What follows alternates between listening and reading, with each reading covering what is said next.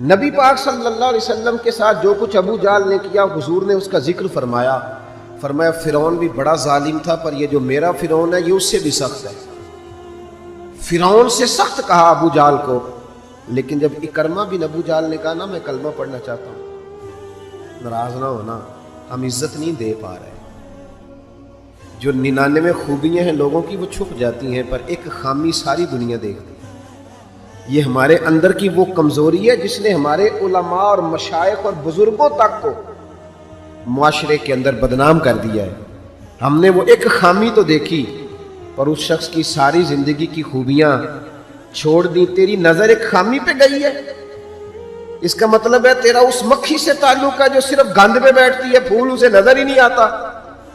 ہماری ہر محفل میں جب کوتاہیاں ڈسکس ہوں گی تو پھر دنیا میں اچھا کون بچے گا؟ رسول کریم عزت دینے آئے، سنو اور یاد رکھو، اکرمہ بن ابو جہل کے بیٹے کلمہ پڑھنے آ رہے ہیں۔ میرے کریم رسول حضرت ابو بکر صدیق فرماتے ہیں میں اس دن اتنا رویا کہ میری داڑھی آنسوں سے بھر گئی۔ نبی کریم فرمانے لگے بھائی مجھے خبر ملی ہے کہ اکرمہ کلمہ پڑھنے آ رہا ہے، آؤ ذرا سارے بیٹھو میری بات سنو، حضور حکم کریں۔ تو محبوب نے فرمایا کوئی اس کے سامنے اس کے باپ کو گالی نہ دے، کوئی اس کے باپ کو اس کے سامنے برا کہہ کے نہ پکارے، کوئی یہاں ایک اور بات بھی کرنی بڑی ضروری سمجھتا ہوں، جو پکا بے ایمان کافر تھا، بے ایمان، جب حضور نے منع کر دیا کہ اس کے بیٹے کو تکلیف ہوتی ہے، جس کا کفر نص قطعی سے ثابت ہے، ان الذین کفروا سواء علیہم انذرتہم ام لم تنذرہم لا یؤمنون۔ اس آیت کی تفسیر میں جہاں بھی آپ کھولیں گے پہلا نام ابو جہل کا ملے گا، جس پر نص آ گئی کہ اس کی قسمت میں کفر ہے۔ جب وہاں حضور نے فرمایا باپ کو کافر نہ کہنا، بیٹے کو تکلیف ہوگی، تو بتا جب تو حضرت عبداللہ اور سیدہ آمنہ کے بارے میں بات کرتا ہے تو حضور کے دل کو تکلیف نہیں ہوتی؟ شرم نہیں آتی لوگوں کو؟ حیا نہیں آتی؟ حضور کا دل دکھاتے؟ اور دیکھیں عبداللہ کا معنی اللہ کا بندہ ہے، اور جو آمنہ نام ہے اس نام کا حسن تو دیکھیں، ہو درود تجھ پہ بھی آمنہ اور تیرے لال پر بھی سلام ہو۔ تو تھوڑا آپ بھی پہچانا کریں، جو تیری اماں کو برا کہے تو سلام نہیں لیتا، اور جو نبی پاک کی اماں کے بارے میں بات کہتا ہے تو کہتا ہے مولوی صاحب رل مل کے رہنا چاہیے۔ عجیب بات ہے نا تیری، اس بندے سے سلام لے لے، اس سے گلا ملا لے جس کے سینے میں نبی پاک کے والدین کے بارے میں بغض چھپا ہوا ہے، اس شخص سے سینہ ملائے۔ تھوڑا سا سوچا کریں ہمارا کسی سے جائیداد کا کیا رٹا ہے۔ تو یاد رکھیں اکرمہ جب آ رہے تھے تو نبی کریم علیہ السلام نے فرمایا کوئی اسے اس کے باپ کو اس کے سامنے برا نہ کہے۔ حضرت ابو بکر صدیق کہتے ہیں پھر حضور نے فرمایا کوئی اس کے باپ کا کفر نہ گنوائے، کوئی اس کی زیادتیوں کا ذکر نہ کرے، کوئی اس کے بارے میں کوئی آیت نہ پڑھے، کوئی میرا قول نہ دہرائے۔ حضرت سیدنا ابو بکر صدیق فرماتے ہیں میں رونے لگا تو مجھ سے حضرت ابو دردہ کہنے لگے آپ کیوں رو رہے ہیں؟ تو میں نے کہا میں رو رہا ہوں محبوب کی رحمت للعالمین پہ کہ محبوب یہ کس کے استقبال کی تیاریاں کرا رہے ہیں، اور ساری زندگی تکلیف دی کن کے استقبال؟ خدا را ساری۔ اب یقین کریں آپ بیٹھ جائیں کسی مجلس میں، ناراض نہ ہونا، علماء نیک لوگوں کی بات نہیں کرتا، اپنی اور آپ کی کر رہا ہوں، ہم کسی محفل میں بیٹھ جائیں نا، ہم نے اب گناہوں کے نام بدل لیے ہیں۔ جھوٹ کا نام ہم نے بہانہ رکھا ہے، میں بہانہ کر چڑھیا سے، حالانکہ سچی بات کیا ہے؟ جھوٹ بولا۔ اور یہ غیبت کا نام ہم نے بدل کے گپ شپ رکھا ہے، تھوڑی دیر گپ شپ کریں۔ وہ گپ شپ کیا ہے؟ بڑے بڑے مذہبی لوگ میری طرح کے جبہ و دستار، وہ ساتھ والی اتنا اپنی جماعت کی تبلیغ کرنا ضروری نہیں سمجھتے جتنا ساتھ والی جماعت پہ تنقید کرنا ضروری سمجھتے۔ یوں لگ رہا ہے جیسے مقابلہ چل رہا ہے مذہبی لوگوں کا آپس میں، ہر آنے والے کو اور ہر ملنے والے کو اور ہر جس آدمی کا نام ہے اس کی کوئی نہ کوئی کوتاہی تلاش کر کے رکھنا ہمارا وتیرہ بن گیا ہے۔ اس مزاج کو بدلنا پڑے گا، جب یہ مزاج بدلے گا تو معاشرے میں حسن پیدا ہو۔ میری طرح جو آدمی بھی تھوڑا سا ممبر پہ بیٹھنے لگتا ہے وہ کہتا ہے میں ہی دین کا کام کر رہا ہوں، جو جماعت بھی کام شروع کرتی ہے کہتے ہیں صرف ہم نے کیا۔ بھئی تم نے کیا تو تم سے پہلے غیر مسلم تھے سارے، تمہیں کیسے پتا چلا یہ دین ہے؟ تھوڑا تھوڑا نرمی پیدا کریں، رویوں کو ٹھنڈا کریں۔ حضرت عمر بن عبدالعزیز گزر رہے تھے، لکڑی کے جوتے پہنے ہوئے تھے، ایک بوڑھے بابا جی سڑک کنارے سو رہے ہیں، حضرت کا پیر آ گیا، تو بابا جی اندھیرا تھا، جلدی سے اٹھے. جب بندہ اس طرح ہڑبڑا کے اٹھتا ہے نا اچانک فٹافٹ، تو وہ کچھ سخت بات ہی کرتا ہے. تو بابا جی نے اچانک ٹکر ہو موٹر سائیکل کی بالکل، تو یکدم جملے کیا ترتیب پاتے ہیں آپ اندھے. تو بابا جی نے بھی اٹھتے کہا آل انتم الاعمى، پیر پہ پیر آیا. تو بزرگ کہنے لگے آپ اندھے. اب بڑی سخت بات تھی، معمولی آدمی نہیں، بادشاہ ہیں، اور اکیلے نہیں، 4-5 سپاہی ساتھ ہیں، ہاتھ میں تلواریں ہیں، نیزیں ہیں، برچیاں ہیں. اور یہ وہ دور تھا کہ وہ بادشاہ کہلاتے تھے لوگ، جمہوری حکومتیں نہیں، ان کا سکہ چلتا تھا. اتنے بڑے آدمی کو کہہ دیا آپ اندھے. اس نے کہا آپ اندھے ہیں. حضرت عمر بن عبدالعزیز نا ہلکا سا مسکرائے اور مسکرا کے کہنے لگے نہیں بزرگوں، مجھے نظر آتا ہے. وہ جو ساتھ تھے نا سپاہی، چائے سے کیتلی ہمیشہ زیادہ گرم ہوتی ہے، تو ان سپاہیوں نے تلواریں نکال لی. آپ نے فرمایا تمہیں کیا ہوا؟ کہنے لگے حضور اس نے آپ کو اندھا کہا ہے. آپ فرمانے لگے نہیں انہوں نے تو نہیں کہا. کہا جناب کہا ہے. فرمایا نہیں کہا. کہا جناب کہا ہے. فرمایا بابا جی باتیں تم سے کر رہے تھے مجھ سے کر رہے تھے؟ کہا حضور وہ آپ سے کر رہے تھے. تو فرمانے لگے نادانو، انہوں نے مجھے اندھا نہیں کہا، بلکہ وہ تو استفہامیہ جملہ تھا. انہوں نے پوچھا ہے کہ آپ اندھے تو نہیں، تو میں نے کہہ دیا نہیں مجھے نظر آتا ہے. اس میں جھگڑے والی کون سی بات ہے؟ یعنی جتن تے ہر کوئی کھیڈے نا، کدی ہارن بھی تے کھیڈ فقیرا، اور جتن دا مل کوڈی پہ گئی، ہارن دا مل ہیرا. کسی جگہ کوئی ایسا سٹیٹس ہو، کوئی ایسی جگہ ہو، آپ ہر مقام پہ اگر جہالت ہی کریں گے اور جاہلوں سے ہی آپ بحث کریں گے تو وہ وہیں کے وہیں رہ جائیں گے، پھر تو آگے بڑھ ہی نہیں سکتے، کوئی کام آپ سے ہو ہی نہیں سکتا. نبی کریم صلی اللہ علیہ وسلم تشریف فرما ہیں، جناب صدیق اکبر ہیں. ایک بندہ بار بار حضرت صدیق اکبر رضی اللہ تعالیٰ عنہ پہ تنقید کر رہا ہے، بار بار. حضور خاموش ہیں. جب اس نے حد کر دی تو حضرت صدیق اکبر بولے، فرمایا تو غلط کہہ رہا ہے، میں اس طرح کا نہیں ہوں. آپ نے بات کو گہرائی سے سمجھنا ہے اور خدا را ضرور سمجھنا، اسے تقریر نہ سمجھنا جذبات کا اظہار کر رہا ہوں. ایسے تلخ تلخ لوگ، آپ یقین کریں ہم عقیدہ لوگ، ایک عقیدے، ایک نظریے کے، ایک جماعت کے لوگ، لیکن ایک دوسرے سے دوریاں. ہمارے رویوں نے اس طرح کر دیا ہے کہ ایک شخص اکیلا ہی زندہ ہے، بس وہی ٹھیک ہے، اس کے علاوہ کوئی بھی نہیں. اتنی دوری یار. وہ امت جس کی 80 صفحے ہونی ہے قیامت کے دن، جو نظر آئے گی پوری دنیا میں کہ یہی امت ہے، وہ اس طرح ٹوٹ ٹوٹ کے بکھر رہی ہے. ہم درگزر کرنے کو تیار ہی نہیں، وہ باتیں کر رہا ہے. جب حضرت صدیق اکبر نے جواب دیا تو کریم محبوب اٹھ کے چلے گئے. حضرت صدیق اکبر پیچھے دوڑے کہ یا رسول اللہ، جب تک وہ باتیں کر رہا تھا آپ بیٹھے تھے، اور جب میں نے جواب دیا تو آ گئے. حضور فرمانے لگے ابو بکر تیرے سرانے رب نے فرشتہ کھڑا کیا تھا. اللہ کرے آپ کو سمجھ آئے. تیرے سرانے فرشتہ تھا، جب وہ بولتا تھا تو تیری طرف سے فرشتہ جواب دیتا تھا.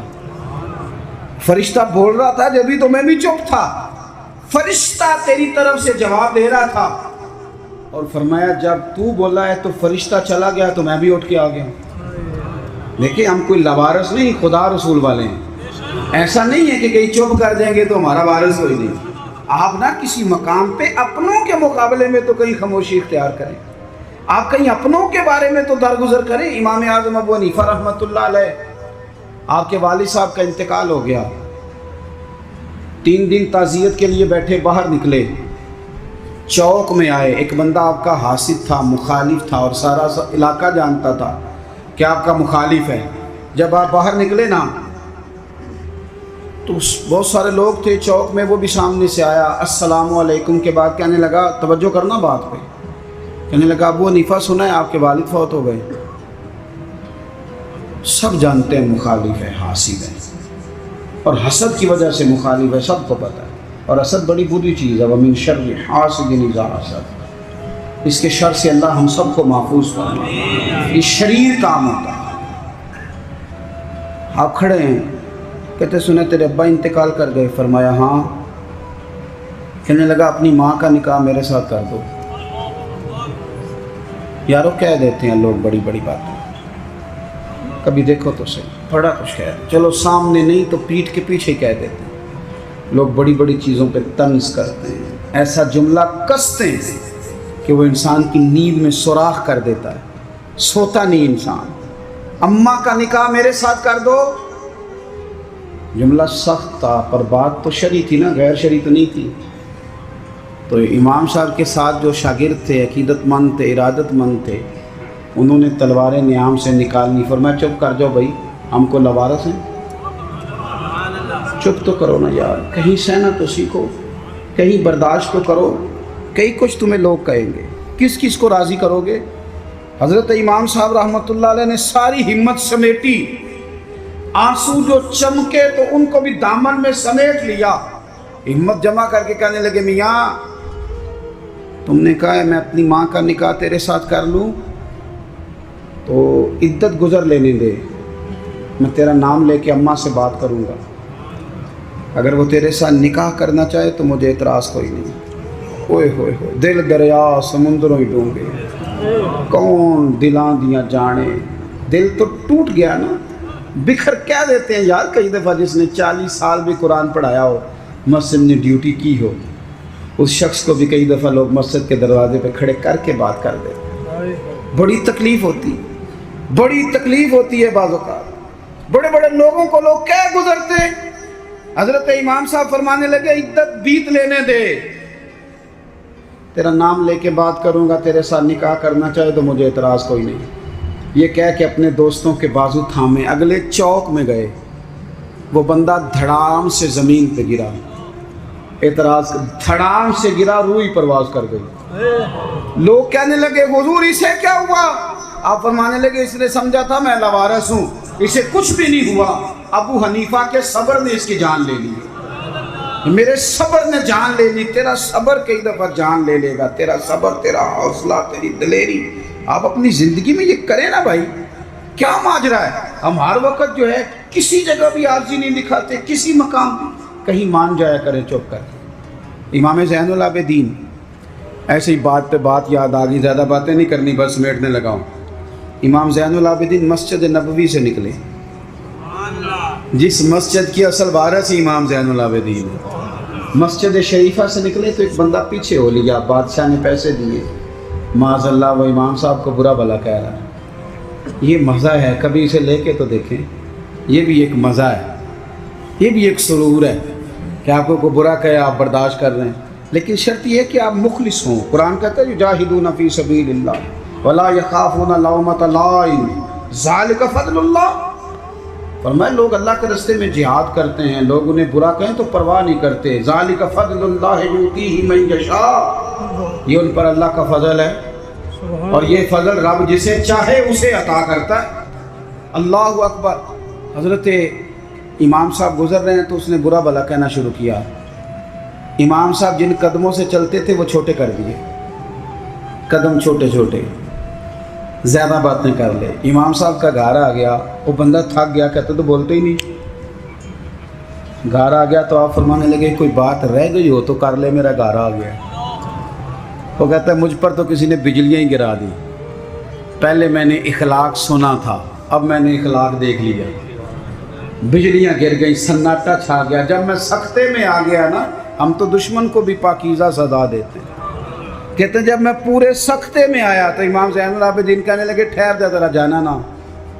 اندر تشریف لے گئے، ایک بوتل سرکے کی لائے، ایک شہد کی لائے، اور مجھے تھما کے نا، لمبی بات پھر بھی کوئی نہیں، میرے ہاتھ میں تھما کے کہنے لگے کہ لے جا، میرے دادا مولا علی نے فرمایا تھا پتر جو دروازے تک آئے اسے خالی نہیں بھیجا گیا، کہ لے جا تیری مہربانی، تحفہ ہے رکھ لے۔ وہ شخص کہتا ہے امام صاحب پلٹ کے اندر جانے لگے تو میں قدموں سے لگا، پیر چوم کے کہا حضور وہ تو کسی بدبخت نے میری ڈیوٹی لگائی تھی، قربان جاؤں، قریب آ کے پتہ چلا ہے اگر نواسے کے اخلاق کا یہ حال ہے تو محمد عربی کا اخلاق اس طرح ہے، رسول کائنات علیہ السلام کے اخلاق عالیہ کا حسن کیا ہوگا۔ آخری بات یہ ہے کہ والذین یبیتون لربہم سجدا وقیاما، نری تقریریں نہیں، نری باتیں نہیں، رب کے بندے رات سجدے اور قیام میں گزار۔ آپ نہ لوگوں کو کتنے بھی دکھ بتائیں گے تو کمزور ہوتے جائیں گے، جتنا آپ لوگوں کے سامنے اپنی پریشانیوں کا ذکر کریں گے کمزور ہوں گے، اور جتنے دکھ مصلے پہ بیٹھ کے رب کو بتاؤ گے طاقتور ہوتے جاؤ گے، طاقتور ہوتے جاؤ گے۔ آپ نا جب رات کو بیٹھتے ہیں اور آپ کا مصلی آباد رہتا ہے، یہ موبائل یہ ساری چیزیں آپ کی جان چھوڑتی ہیں، اور صرف زیادہ نہیں، آدھے گھنٹے کے لیے 20 منٹ کے لیے چند نفل پڑھ کے تلاوت کر کے درود و سلام پڑھ کے جب ہاتھ اٹھاتے ہو نا، تو آپ کو اللہ روحانی قوت دیتا ہے۔ یہ جو سجدے کا نور ہوتا ہے یہ بندے کو طاقتور کرتا ہے۔